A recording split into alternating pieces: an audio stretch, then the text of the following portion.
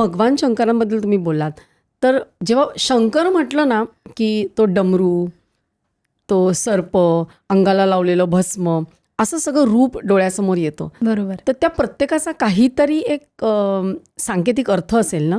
निश्चित.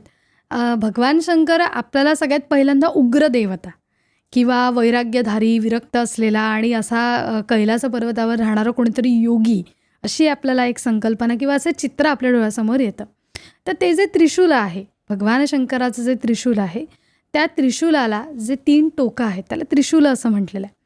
तर हे 3 या आकड्याचं अत्यंत महत्त्व आपल्याला शिवतत्वामध्ये दिसून येतं. सत्व, रज, तम हे 3 गुण आहेत. स्वर्ग, पृथ्वी, पाताल हे 3 लोक आहेत.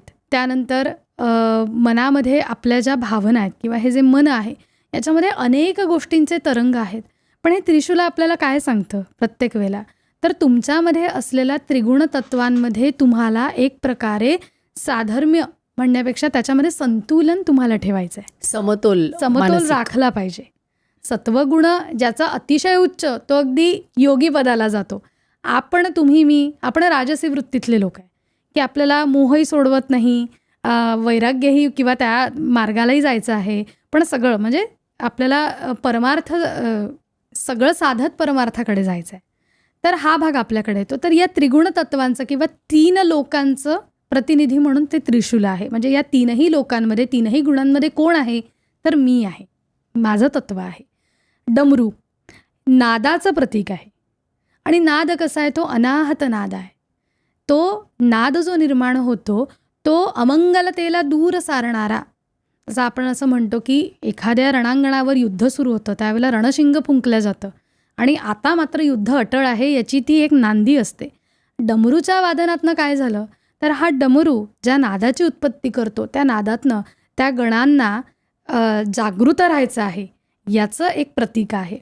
आणि त्या नादानी आपल्या आजूबाजूला ज्या काही अमंगल गोष्टी असतील त्या दूर पळून मंगलतेलाच फक्त स्वागतार्ह असावं, हा एक आपल्याला त्या रूपातनं सुद्धा एक महत्त्वाचा बोध होतो. गळ्याभोवती जो सर्प आहे तर नीलकंठ आहे, दाह झालेला आहे आणि तो शमवण्यासाठी म्हणून सर्प आहे का, पण आपण बघितलं तर मोह असा असतो की मोह हा आपल्याला वेटोळे घालून बसलेला असतो कुठल्याही गोष्टीतनं, की आपल्याला तो मोह सोडवत नाही.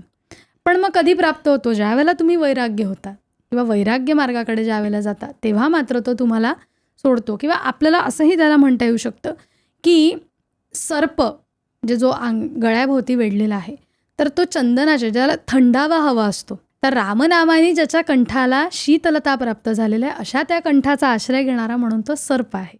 तर नाम इथनं सतत सुरू असतं, मनात नाही सुरू असतं पण इथनंही सुरू असतं, तर तिथे त्याला आराम मिळतो म्हणून तो सर्प तिथे आहे.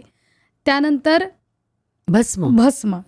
भस्म हे सगळ्यात मोठं तत्त्वज्ञानाचं प्रतीक आहे की आज आपण आहोत पण उद्या काय होणार आहे, तर आपलं भस्मच होणार आहे. म्हणजे तुम्हाला जाणीव असली पाहिजे की आपलं जे आयुष्य आहे हे क्षणभंगूर आहे.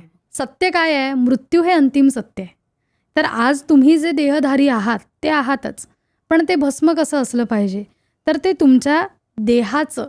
आणि आपल्याला माहिती आहे की 12 ज्योतिर्लिंगांपैकी महाकालेश्वराचं जे उज्जैनचं जे देऊळ आहे तिथे अजूनही चिताभस्माचीच आरती किंवा त्याचं लेपन केलं जातं. तर शंकर ही मोक्ष देवता किंवा मुक्ती देणारी देवता. आता तो आपल्याला भरपूरदा माहिती आहे की महाशिवरात्रीच्या दिवशी जशी देवळं दर्शनासाठी असतात तसे बरेचसे घाट सुद्धा लोकांसाठी असतात. म्हणजे एरवी मनुष्य मृत झाल्यानंतरच घाटावर जातो, पण त्या दिवशी तुम्ही दर्शन घेण्यासाठी, त्या मोक्षपित्याचं दर्शन घेण्यासाठी घाटावर जाऊ शकता. तिथल्या तुमच्या शरीराचं म्हणजेच काय, तर हे जे काही आपल्याला प्राप्त होतं आहे ते क्षणभंगूर आहे, त्याचं शेवटी भस्म होणार आहे आणि त्या भस्मातनंच मग काहीतरी नवीन जन्माला येऊ शकतं. तर ही एक उभारी किंवा ते आयुष्याचं अंतिम सत्य काय, तर भस्म. आणि त्याची पवित्रतासुद्धा आहे. जे भरपूरसे जे योगी असतात ते भस्मधारण करूनच कुठल्याही पूजेला म्हणा किंवा साधनेला बसतात, तर ते भस्म त्याचंही प्रतीक आहे. म्हणजे अपवित्रता नाही, मुळात शिव हा मंगल आहे, त्याच्यामुळे त्याच्या या सगळ्या गोष्टी अपवित्र कशा असतील तर त्या मंगलच असतील. त्या भस्माकडे सुद्धा मंगल रूपानेच आपण बघितलं पाहिजे. आणि मग तांडव नृत्य असं जे आपण बघतो तर त्याचं पण काहीतरी एक प्रतीक असेल ना, कारण एकीकडे तो योगी आहे आणि एकीकडे ते तांडव नृत्य जे खूप प्रसिद्ध आहे, तर त्याचं काय महत्त्व आहे? तांडव नृत्य हे आपल्याकडे शब्द आहे आकांड तांडव करणे. म्हणजे आपल्या मनासारखं झालं नाही की आपण आपल्या मनासारखं करून घेण्यासाठी काहीही करायला असतो. लहान मुलांसाठी वगैरे बऱ्याचदा शब्द वापरला जातो. तांडव काय आहे तर ही जी सृष्टीची एक स्थिती आहे, एक ज्या पद्धतीने लयबद्ध परिस्थितीमध्ये ही सृष्टी निर्माण झाली आहे, तिचं भरणपोषण होतं आहे, याच्यामधला समतोल जर बिघडला तर मात्र तुम्हाला त्याची जाणीव करून देण्यासाठी की तांडव नृत्य हा त्याचा नृत्य प्रकार जरी असला तरीसुद्धा त्या तांडवातनं बऱ्याच अशाही गोष्टी आपल्याला प्राप्त होतात की हा नृत्य प्रकार जरी असला तरीसुद्धा समतोल राखण्याची ती नांदी आहे. की तुम्हाला जे आयुष्य मिळालेलं आहे किंवा जे काही तुम्हाला प्राप्त झालेलं आहे त्याचा योग्य तो समतोल तुम्हाला राखता आला पाहिजे. आणि ज्या क्षणी समतोल राखला जाणार नाही किंवा कुठेतरी एखाद्या वाईट प्रवृत्तीचं चांगल्या प्रवृत्तीवर ज्यावेळेला आरोपण होईल त्यावेळेला मात्र विनाश निश्चित आहे याचं प्रतीक म्हणून तांडवाकडे बघितलं जातं. ही क्लिप शेवटपर्यंत बघितल्याबद्दल खूप खूप धन्यवाद. संपूर्ण एपिसोड बघण्यासाठी खाली दिलेल्या लिंकवर क्लिक करा आणि सर्व काही चॅनलला सबस्क्राईब करायला विसरू नका.